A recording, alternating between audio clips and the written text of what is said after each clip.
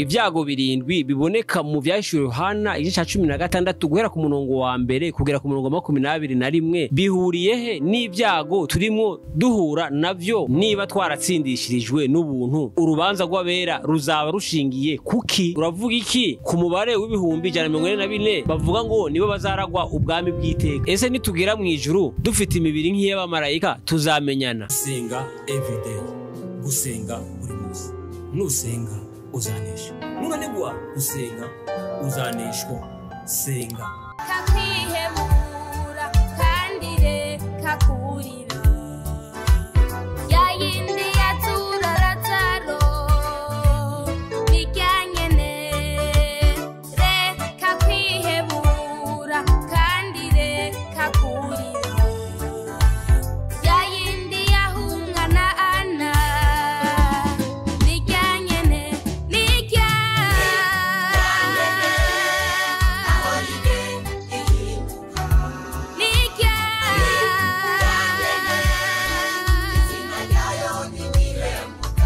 Reka gusuhuze inshuti ya gusenga everyday, nizere ko mumeze neza mu bisazo muri kumwe nanje Manakiza Edouard. Abari mu Rwanda shalom shalom, abari mu Burundi shalom, abari muri Afrika mwese mumva ikirundi n'ikinyarwanda n'ikinyamurenge n'ikinyabwisha shalom. Turakunda ni gusenga everyday. Abari ku mugabane wa Burayi shalom, abari ku mugabane wa Aziya shalom, abari ku mugabane wa Amerika shalom, abari ku mugabane wa Burayi shalom, abari ku mugabane wa Oceania shalom.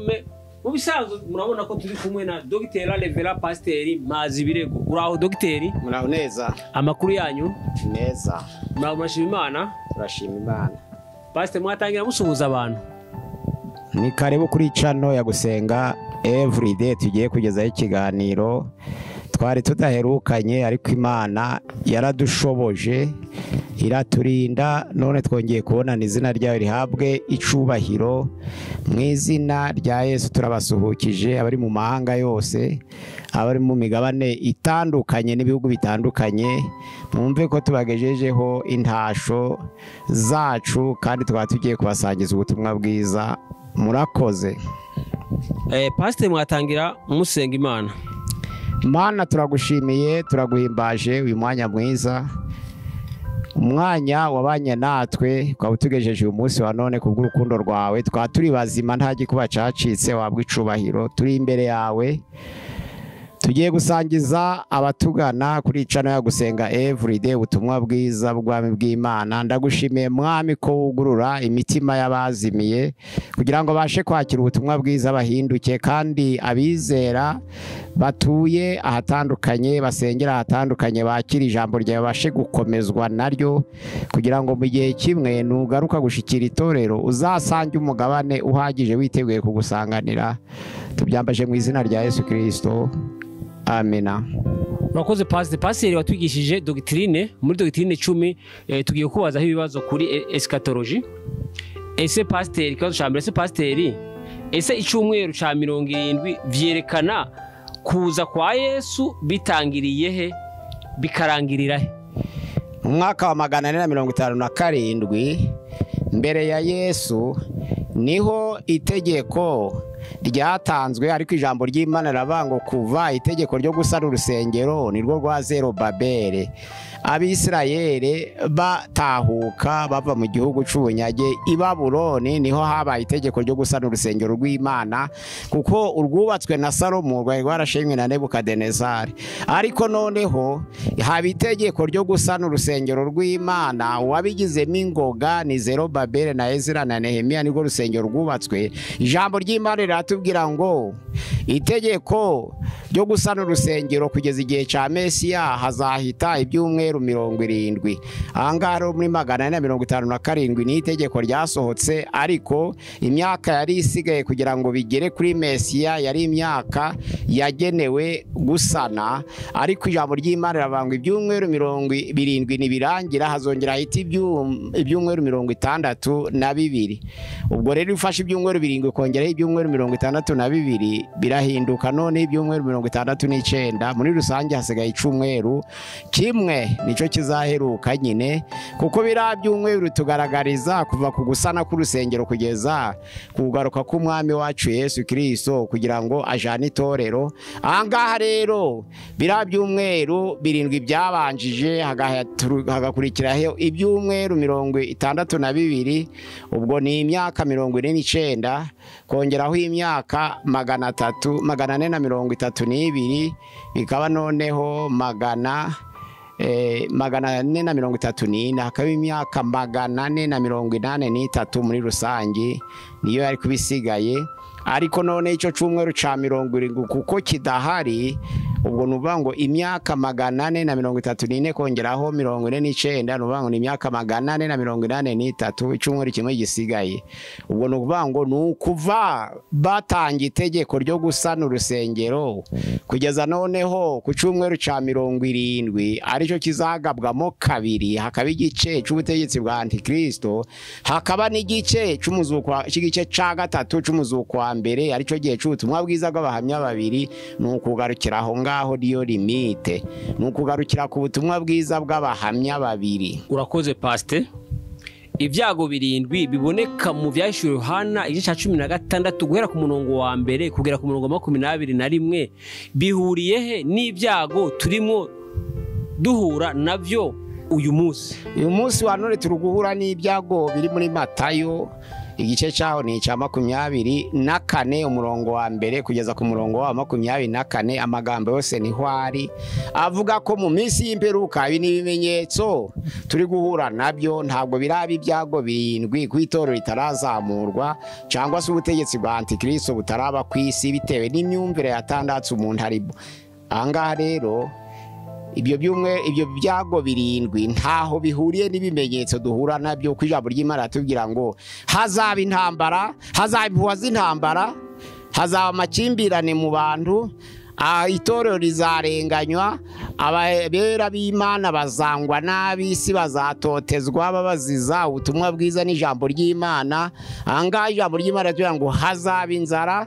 Ibyago duhura nabyo ni ibi by'indwara, ni ibi by'inzara, ni ibi by'intambara.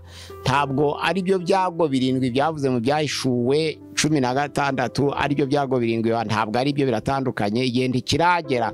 Ariko none hakaga kuva Satani yamanukira isi abantu bahora barwana bahatana bahura n'akaga n'ibyago bitandukanye. Ibyo bimenyetso ro biranga iminsi y'imperuka bivugwa aho ngaho ni inzara, ni intambara, ni impuha z'intambara, ni indwara zo mu buryo butandukanye, ni ukwangwa n'abantu, ni urukundo rwa benshi ruzakonja. Ibyo nibyo bimenyetso byanziriza kugaruka kwa Yesu, ariko bitari ibyago birindwi. Nubango ntaho bihuriye muri make, nubwo hari ibija gusa ariko ntaho bihuriye. Urakoze Pastor. Ese hari abantu bazambikwa amakamba ariko bakagera mu ijuru? Bizaturuka ku gihe umuntu amaze n'imirimo yakoze mu itorero, kuko ijambo ry'Imana riravuga ngo buri wese azahagarara imbere y'intebe y'imanza. n'Abakorinto ba 2 igice ca 5 umurongo wa 10, kuko twese tuzagaragarizwa imbere y'intebe y'imanza ya Kristo kugira ngo buri wese ahabwe ibihwanye n'ibyo yakoze akiri mu mubiri. Ariko ngo byaba byiza byaba bibi, nuvuga ngo hari abashobora kuzaja mu ijuru nibyo bitewe n'igihe bihaniye ntibahabwa amakamba uko nta mirimo yo gukiranuka bakoze, nubwo batakoze ibyaha bakaba baranesheje, ariko hari imirimo batabashe gukora yo guhabwa amakamba. Ubwo rero iyo umuntu yihannye uwo munsi agapfa uwo munsi azataha ubwami bw'Imana niba yihannye neza yinonosoye, ariko ko nta mirimo yo gukiranuka yakoze kugira ngo ahabwe ibihwanye n'ibyo yakoze akiri mu mubiri, azaja mu ijuru ariko ntabwo azahabwa ikamba.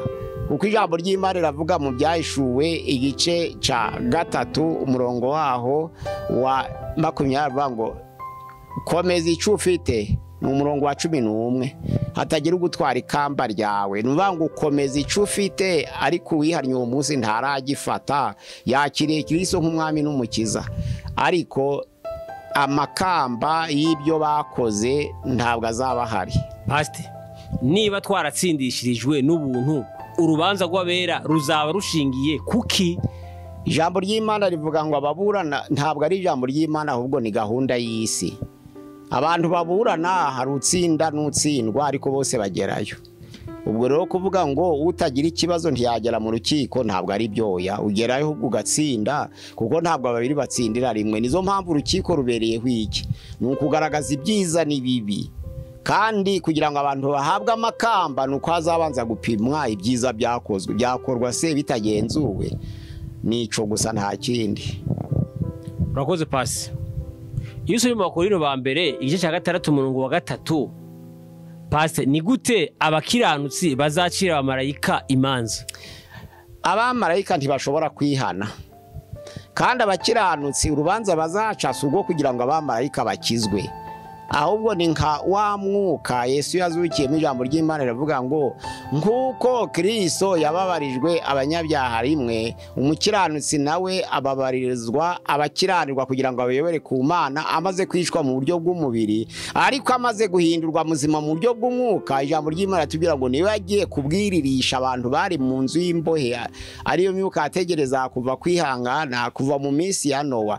Ijambo ry'Imana rivuga ngo bake bakarokoka ndetse n'umunani bakijwe n'amazi.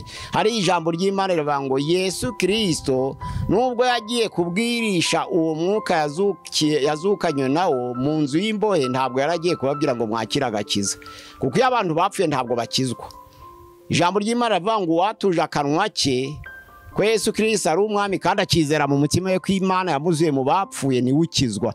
Iyo udashoboye kwatuza akanwa rero umaze kuva mu mwuka ntubigikijijwe. Iyo umuntu akuzaniye ubutumwa rero utagihumeka aba ari ubwo kuguciraho iteka.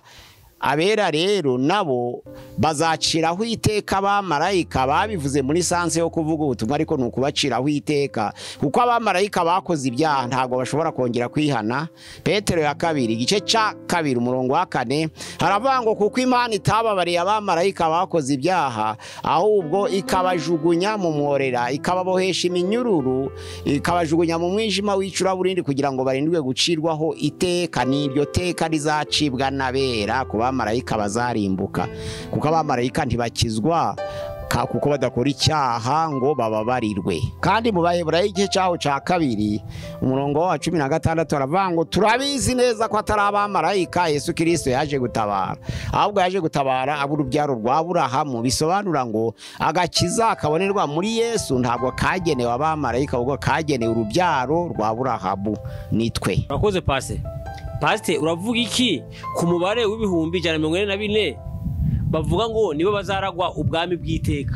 Umubare ibihumbi 144 ni imvugo shusho, ntabwo ari nombre exacte nk'uko imibare nyine tubwira. Bakavuga ngo turuwa ni victoire, 4 ni sainteté, 6 ni péché, 7 ni perfection, 12 ni élection.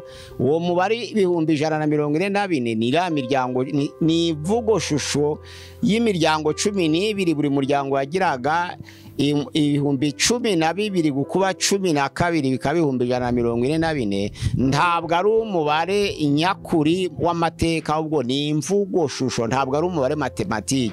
Bisobanura ko nubwo ubutumwa bwiza bwamamajwe ku isi yose, ariko Abisirayeli ijambo ry'Imana riravuga ngo yaje mu bye abe ntibamwemera, ariko abamwemeye bose bakizera izina rye yabahaye ubushobozi bwo kwitwa abana b'Imana. Bivuga ngo niba yarabahaye ubushobozi bwo kuba abana b'Imana, bisobanura ngo Abisirayeli bamwemeye nabo yabahaye ubushobozi nabo bwo kwitwa abana b'Imana. Bisobanura ngo imvugo shusho y'Abisirayeli bamwemeye, kuko Yakobo ni uhagarariye basogokuruza mu kwizera. Na Aburahamu noneho hari Aburahamu, hari Isaka, hari Yakobo. Yakobo niwe sekuru w'imiryango iriya 12. Muri iyo miryango 12 noneho rero hari abemeye Yesu Kristo nk'umwami. Imvugo shusho yo kuvuga ngo muri bo nubwo batamwemeye ariko hari abazarokoka, nibo bashize mu mvugo shusho y'ibihumbi 144. Ariko ijambo ry'Imana ku murongo wa 9 aravuga ngo hari n'abanyamahanga benshi b'indimi zose, imiryango yose, amoko yose. Yohana yeretswe bahagaze imbere yicaye kuri ya ntebe bambaye ibishura byera, abo ni abazakomoka mu banyamahanga, ku ijambo ry'Imana rivuga ko bahanuriwe muri Efurayimu ko bazaba benshi kurusha bahanuriwe muri Manase. Ibyo bihumbi 144 bishushanya Abisirayeli bazamwemera ni abahanuriwe muri Manase, kuko yari mukuru wa Efurayimu, ariko niwe uzagira abantu bake mu bemera Imana. Noneho Efurayimu bisobanura ngo fertilité. Uko izina rye risobanura ngo azagwira cyane kurusha mukuru we. Niwe uzagaragaza ko ahagarariye abanyamahanga b'indimi zose, imiryango yose, amoko yose, amahanga yose bari bahagaze imbere yicaye kuri ya ntebe. Nuvuga ngo ntabwo ari umubare, ahubwo ni imvugo shusho y'ubuhanuzi. Urakoze Pastor. Ese Pastor, mu ijuru abantu bazajya nk'uko bajya mu isi? Oya, kandi bazaba badafite umubiri wo mu isi, bazaba bafite imibiri y'abamarayika itarya kandi idafatwa n'ibifite umubiri. Iyo bavuga mu nyito bavuga ngo kugeza aho tuzasangirira vino nsha muri Mateyo 26 umurongo wa 23, ni imvugo nyine shusho yo kuvuga ibyo kurya by'ubugingo. Na hariya muri Yesaya 25 umurongo wa 6 avuga ngo kubaga ibigibushe kubazaba bacunguwe, ni imvugo shusho igaragaza.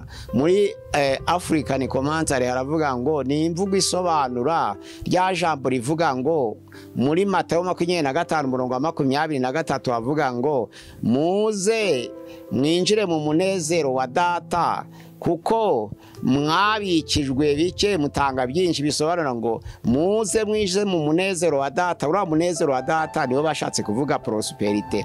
Prosperité ni ibyo kurya mu buryo mu mvugo shusho y'umwuka. Yesu muri Yohana 4:32 avuga ngo ariko mfite ibindi byo kurya mutazi. Batekerezaga ibyo kurya byo gutamira, ariko Yesu akaba afite ibyo kurya by'ubugingo batazi. Na nizo mpamvu hari ikintu cyitwa prosperité life. Nuvuga ngo prosperity nico gisobanura bira byo kurya by'ubugingo tuzahabwa tugeze mu ijuru. Nizo mpamvu Yesu yakoresheje ngo kugeza ubwo tuzasangirira vino nsha. Ntabwo ari vino. Vino itandukanye na vino nsha, n'isi itandukanye n'isi nsha. Tubimenye dutyo. Nubango iyo vino nsha tuzasangira ni ibyo kurya by'ubugingo, ariko bisobanura prosperité. Nubango ni ibyishimo bitavugwa, icyo bita joie ineffable mu ijuru. Naho kuryaho nto kuzabaho, kuko abantu bazaba badafite imibiri yo gusonza. Kandi byahishuwe 7 umurongo wa 14 haravuga ngo ntibazicwa n'inzara ukundi, kugeza kuri 16. Ntibazicwa n'izuba ukundi, ntibazicwa n'inyota ukundi, ntibazicwa n'inzara ukundi. Bisobanura ngo nta nzara ibayo, nta nyota ibayo, nta cokere kibayo, ibyababaza umubiri byose ntabyo. Aha, urakoze Pastor. None Satani na Antikristo n'umuhanuzi w'ibinyoma bazakorana bate mu minsi ya nyuma? Bibiliya iravuga ngo umwuka w'icyo kiyoka ni Satani. Mu byahishuwe 16 umurongo wa 12, umwuka w'icyo kiyoka ni umwuka wa Satani. Wa mwuka w'icyo kiyoka winjira mu butegetsi bw'isi. Bwa butegetsi bw'isi kuko bukorana etruatema na wa muhanuzi w'ibinyoma, nta cumwe yakora undadahari. Uwo mwuka rero urabakwira bombi, ukwira ya nyamaswa, ugakira wa muhanuzi w'ibinyoma. Ubwo noneho rero Satani agahereza Antikristo. Antikristo ariyo ya nyamaswa, nayo ikaganira na wa muhanuzi w'ibinyoma kugira ngo basohoze gukiranirwa. Nibyo bita Trinité satanique. Nubango ni ubutatu bwanduye bwa Satani bushaka kwigereranya n'ubutatu bw'Imana. Niko bakorana. Satani arahumeka agakoresha abantu, n'abanyabyaha b'igihe cyose bakoreshwa n'umwuka wa Satani. Ntabwo ari Satani ukora, ko Satani ni umwuka, ahubwo Satani akoresha ibiremwa.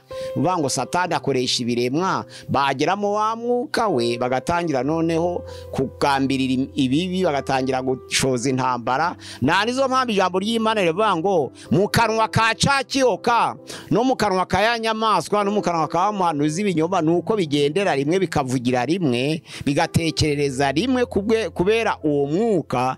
Nkuko umwuka wa Satani wuzuye umutima wa Yuda, niko wuzura abantu. None ijambo ry'Imana riravuga ngo imyuka itatu mibi isa n'ibikeri niyo myuka y'abadayimoni ihuririza abantu kuja mu ntambara y'umunsi ukomeye w'Imana. Iyo abantu bashoza intambara bakarwana umusubizo babohejwe n'umwuka wa Antikristo. Nizo mpamvu abera b'Imana b'itorero urugamba rwo ntabwo ari urw'umubiri. Ijambo ry'Imana riravuga mu Efeso 6:12 ngo ntabwo dukirana n'abafite amaraso inyama n'amaraso, ntabwo dukirana n'abafite inyama n'amaraso, ahubwo dukirana n'imyuka mibi y'ahantu ho mu ijuru. Dukirana n'abategetsi b'iyi si n'abatware n'abafite ubushobozi n'imyuka mibi y'ahantu ho mu ijuru. Ntabwo dukirana n'abafite umubiri. Abera rero ntabwo bakiranisha umubiri, ariko Satani iyo azi guteranya abafite umubiri kugira ngo barwane n'ubundi bangiriza ibifite umubiri. Niko bikorana. Aha, urakoze Pastor. Ibyumweru 7 n'impanda ndwi n'ibyago 7 bizahererekanya biti? Habanza ibimenyetso 7, hagakurikiraho impanda ndwi, hagakurikiraho ibyago 7. Ni ukuvuga ngo iyo ibimenyetso 7 birangiye, ikimenyetso ca 7 nimwo havugirizwa impanda ndwi. Noneho rero ikimenyetso ca mbere, ica kabiri, ica gatatu ni ibimenyetso nabyo biva mu ibyago biranga iminsi y'imperuka. Noneho rero byagera ku mpanda, ijambo ry'Imana rivuga ngo ikimenyetso ca 7 nico kizasohokamo impanda ndwi. Noneho mu mpanda ndwi niho hazasohokamo impanda ya 7 y'integuza, nizasohokamo ibyago 7. Ni ukuvuga ngo ibimenyetso 7, ikimenyetso ca 7 gisohokamo impanda ndwi. None impanda ndwi, impanda ya 7 gasohokamo ibyago 7. Nuko bikurikirana, habanza ibimenyetso, hagakurikiraho impanda, hagaheruka ibyago. Iyo bavuga rero ngo bira bimenyetso, usomye Ibyahishwe 6 bavuga ico bipfundikiye. Bavuga ko bipfundikiye ibinyoma, ariyo farashi y'umweru, bigapfundikira amaraso, ariyo farashi itukura, bigapfundikira inzara, ariyo farashi y'umukara, bigapfundikira urupfu, ariyo farashi y'igitare. Hariya ni ibyago, ni ibimenyetso, ariko bizabumburwa hagasohoka ibyago bizaba mu gihe cy'iminsi y'imperuka. Na impanda ni integuza, ibyago 7 nizabimanukiye guhana abemeye ubutumwa bwiza bwa Antikristo. Biterwa na tendance iyo ari premilenariste, ibyago 7 bizagera ku banze kwihana. Naho mu ba amilenariste ibyago 7 bizagera kubera b'Imana, ahubwo ari byo bababarizwa kugira ngo noneho abanesheje abari bo baraga ubwami bw'Imana. None se Satani na Antikristo n'umuhanuzi w'ibinyoma bazakora bate mu minsi ya nyuma? Mu minsi ya nyuma nibwo bazatandukana, kuko uhetswe na ya farashi. Urakoze Pastor. Ese Satani na Antikristo na wa muhanuzi w'ibinyoma bazarimbukira rimwe? Oya, ntabwo bazarimbukira rimwe, kuko ijambo ry'Imana mu Byahishwe 19:11 haravuga ngo mbona uheretswe n'ifarashi y'umweru, ariyo witwa kwizerwa ni Yesu Kristo wavugwaga. Ariko usomye ku 17 haravuga ngo mbona ya nyamaswa ihagurukiye kurwanya n'ingabo ze, ahagurukiye kurwanya uwicaye kuri ya farashi y'umweru, ariwe Yesu Kristo. Ijambo ry'Imana riravuga ngo Yesu Kristo arusha umutegetsi w'isi imbaraga, arusha nyamaswa imbaraga. Ijambo ry'Imana ravuga ngo amufata mpiri. Ijambo ry'Imana ravuga ngo na wa muhanuzi w'ibinyoma wakoreraga ibitangaza imbere ya nyamaswa, akabiyobesha abashizweho ikimenyetso ca ya nyamaswa, ngo nabo bafatanwa na ya nyamaswa. Ari wa muhanuzi w'ibinyoma, ari abayobejwe nawe, ari ya nyamaswa, ari ingabo ze, byose bibumbiye hamwe bifatwa niyicaye kuri ya farashi y'umweru, ariwe Yesu Kristo. Niwe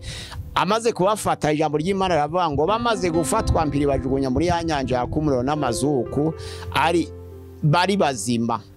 Ariko nyuma y'imyaka 1000 yecu umuzuko w'abera, Satani none azaba amaze kubohorwa, ariko azabohorerwa nawe kujugunya muri ya nyanja yaka umuriro n'amazuku irimo ya nyamaswa na muhanuzi w'ibinyoma ya myaka 1000 ishize. Nuvuga ngo nyuma yo kujugunwa mu nyanja yaka umuriro n'amazuku kwa ya nyamaswa na muhanuzi w'ibinyoma hazahita imyaka 1000 Satani atarajugunyamo, ariko najugunyamo azabasangamo, ntabwo bizabera igihe kimwe. Rero none se ingoma ya Kristo yiteka niyo y'ijuru risha cyangwa ni y'isi nsha? hari ijuru risha hakaba n'isi nsha. Ingoma ya Kristo y'iteka n'iy'isi nsha. Ni ukuvuga ngo kuko isi nsha n'ijuru risha biratandukanye, ariko uko ijuru risha rizaba ryamanutse nk'uko byashuye 21 umurongo wa mbere kugeza ku murongo wa 4, ku murongo wa 3 bavuga ngo mbona ururembo rwera Yerusalemu nsha rumanuka ruva mu ijuru, bavuga nsha. Kuko hari ijuru hakaba n'ijuru risha, hari isi hakaba n'isi nsha, hari ijuru hakaba n'ijuru risha, hari Yerusalemu hakaba na Yerusalemu nsha. Ico gihe Imana nibwo izamanuka, none iheme ry'Imana rizaza mu bantu bayo. Ijambo ry'Imana rivuga ngo iturane nabo ibimana yabo, nabo babe ubwoko bwayo, ariko ihema ryayo riri hagati y'ubwoko bwayo. Isi nsha rero nizaheruka. Urakoze Pasi. Ese nitugera mu ijuru dufite imibiri nk'iy'abamarayika tuzamenyana? Mu gatabo cyitwa Les Signes de Temps, ibimenyetso biranga ibihe, ibimenyetso by'ibihe, ntabwo ari mu byanditswe byera. Kavuga ko abari baziranye bashobora kugira ubushobozi bwo kumenyana, ariko mu byanditswe byera ntabwo birimo. Kandi noneho rero kumenyana, umuntu ashaka kumenyana n'undi kugira ngo amusabe serivisi. Kumenyana n'undi ni uko waba uzamusaba ubufasha. Kumenyana n'umuntu udateze gusabaho ubufasha kandi hazaba hari umunezero utavugwa, ngira ngo Bibiliya yo ntibivuga, ariko mu bitabo bya komantere birabivuga. N'agatabo kavuga ngo inama z'Imana mu minsi y'imperuka, ariko kavuga ko inama yabereye mu ijuru kugira ngo Yesu amanuke, nako karabivuga, kavuga ko abantu bazamenyana. Ariko mu byanditswe byera nta murongo ugaragaza ko bazamenyana, kuko ntacu bazaba bagiye gukorana, ahubwo byose bizaba bishize. Ibya kera ntibizongera kwibuka ukundi. Muri Yesaya 65 umurongo wa 17 haravuga ngo dore ndarema isi nsha n'ijuru, ndarema ijuru risha n'isi nsha, ibya kera ntibizongera kwibuka ukundi kandi ntibizatekerezwa. Niko ijambo ry'Imana rivuga. Ndarema ijuru risha n'isi nsha, ibya kera ntibizongera kwibukwa kandi ntabwo bizatekerezwa. Bisobanura ngo yabaye kumenyana habaye kwibuka ibyashize. Ariko ijambo ry'Imana muri Yesaya riratubwira ngo nta kwibuka, nta no gutekereza. Ntabwo ibya kera bizibukwa, nta nubwo bizatekerezwa kugira ngo umuntu akenere kumenya mugenzi we. Ariko mu gatabo ka Les Signes de Temps ho birimo, no mu gatabo ka inama z'Imana mu minsi y'imperuka, ariko muri Bibiliya nta birimo. Pasi birivuga ngo ihabwa kugwanya ngo abera iyo nyamaswa ko ari antikristo. Ese izagwanya abera gute kandi itorero rizaba cyangwa rizaba ritarazamuka? Abera bahoraho igihe cyose. Abera kuva Yesu yazuka, abera baratagiye kubaho. Kandi antikristo ijambo ry'Imana rivuga ngo mu isi hadutse benshi, nubwo azaba atarakora ku mugaragaro, ariko arabarwanya. Na n'uyu munsi abantu barwana nawe kandi bakamuhishurirwa. Nuvuga ngo antikristo kuva Yesu yazuka habaye intambara y'ikibi n'iciza bikomoka mu murima wa mu ngo bya Edeni. Kugeza uyu munsi wa none intambara y'ikibi n'iciza iracahari. Abera rero bahoraho na antikristo ahoraho, nubwo atakora ku mugaragaro ngo abantu bamubone kuko akorera mu bantu, ariko nta mayobera nakoresha, ariko arahari. Ni ukuvuga ngo Yohana yandika rero avuga ibihari. Mu buhanuzi bwa Yohana yandikaga ibyashize n'ibiriho n'ibizaba. Ego byari bivanze. Ni ukuvuga ngo ubuhanuzi bisobanura iki? Ubuhanuzi ni ukuvuga ngo ni ukuvuga ibyabaye kera udahari. Nka kuriya kwa Yohana yeretswe nyine buriya bwami bune bwabaye atarabaho.